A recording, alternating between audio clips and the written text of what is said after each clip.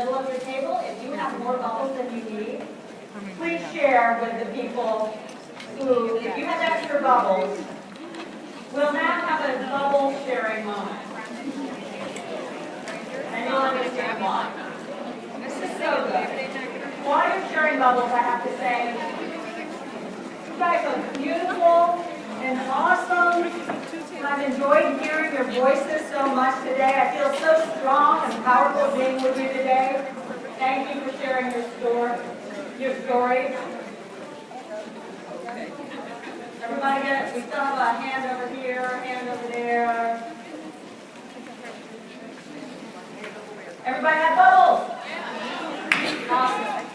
No! Over here. And over here. We have extra over here. We have extra here. We have extra here. Oh my goodness. We need some over there. Okay. We got it? Awesome. I am a 23-year survivor of breast cancer.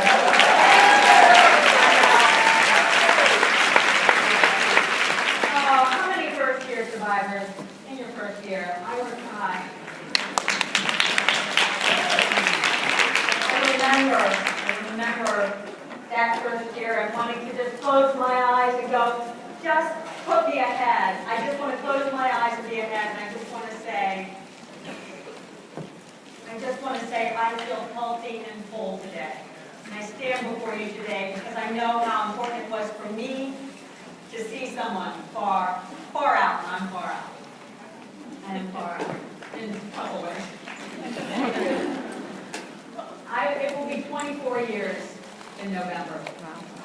And I have to tell you that I'm as surprised as anyone that I'm actually still here because, like a lot of you here, it's been an interesting and challenging journey. And not only did I have breast cancer, but I lost part of my right kidney to kidney cancer. I had my ovaries removed because of benign tumors. I had my entire large intestine removed for ulcerative colitis, and a lot of other spare parts are gone. I'm a shell of a woman. It's amazing how many parts you can live without. And I'm still here. How many? You two? 2 hips? And you can live without your hips. Oh, you got me beat. You have me beat. I'm wearing hearing aids. And I'm going toward the hearing aid. I know, I'm going, you got me. All right. So I went to I lost all those body parts. Apparently more are coming. But I have not lost my sense of humor, though it's completely whacked. How many of you have cancer humor now? And laugh at weird things, yeah. So my husband and I finally went to a financial planner to talk about maybe one day retiring. And this guy is crunching the numbers very seriously, and I just started laughing. He's like, why are you laughing? This is very serious. I need to see if there's enough money for you to last till you're 98 years old. I'm like, I know, that's hysterical. I can't believe we're sitting here talking about this. Seriously, you either have to laugh or cry at times, right? Listen, here's the thing. We, in this room, get the big picture more than other people outside the room. We know that we are temporary travelers on this earth. We don't know how much time we get. We don't know. Nobody does, really, but we think about it, right? And what do we want? We want more ride. We want more ride. And I don't know about you, but I want it to be a great ride. An incredible ride. But how do you do that? How do you do that when your body turns against you? And how do you do that when your PowerPoint turns against you? That is the question. Well, so let me tell you, I have struggled with that question. I have not always done survivorship well. In fact, I was one hot mess 5 years ago. And part of that is because not only am I a long-time survivor of breast cancer, I'm a long-time survivor of broadcast news. It could also be considered an illness, I'm not sure. But this is me in 1978 at my very first job in Chattanooga, Tennessee. You got any Tennesseans here? Oh, we do! We do. So I started in Chattanooga in the business before computers, before cell phones, before live trucks. And over the years, I adapted and I adopted to all the new technology. I loved what I did. But then in 2009 came along, and whammo. It was like hitting a wall. Everything changed.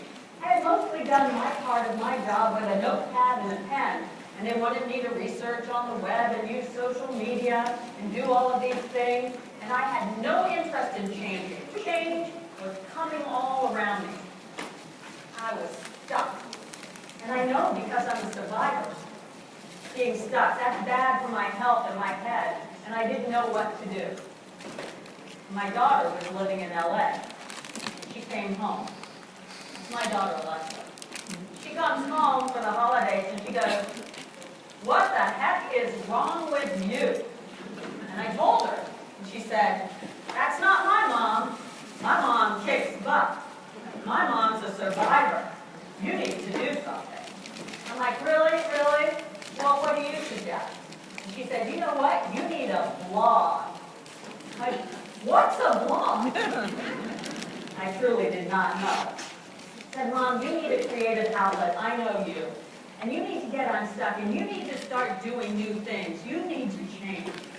You know, I resisted her, and she bugged me, and she bugged me, and she bugged me. You're lucky if you have someone on your team and your family who's like this, who knows you, kicks you in the butt when you need it. So that's her bugging me. She doesn't really know I'm using this picture. She would be upset with me, so don't tell her. But she bugged me to the point, finally, I gave in. I'm like, "Okay, all right. What should we do?" And we came up with this idea of doing something new every single day for a year. And you see I wasn't using any devices. The list looked like this. Do you like eat dessert all day at the top of my list? Don't do it. Really bad idea. I liked the idea at the time, but it didn't go very well. Go a day without coffee, not a good one either. But give out hugs, that was a good one. But you see, we started making a list of things that anybody could do. But I knew if I was really, really going to go on this journey, I had to do something big, something huge, something significant, something way out of my comfort zone to convince me I was really, really going to do this. And so, I did this. The polar bear plunge. 2010, Atlantic City. It looked like this. Taking a frigid polar plunge on New Year's Day, swinging from the trapeze, dancing in the kitchen, Luann Kahn was stuck in a rut and desperately needed a reboot her life. Yeah, I rebooted my life all right. I did a 360. Doing all of these things, everything became fresh and wonderful again, and I became grateful, understood again, and I'm so happy to be on this earth. But you know, the other thing that I remembered while I was on this journey was I could change. This is in my control. This journey is in my control. I had forgotten that. And the thing is, this journey that you're on is more in your control than you know. It is. Even if breast cancer is happening to you right now, this journey is more in your hands, what happens, than you know. Now, I know what you're thinking. You're like, "Well, la-di-da for you, Luann Kahn. You went and did all these wonderful, fabulous things, but my life's been hijacked by breast cancer." I get it. I understand. Because in 1991,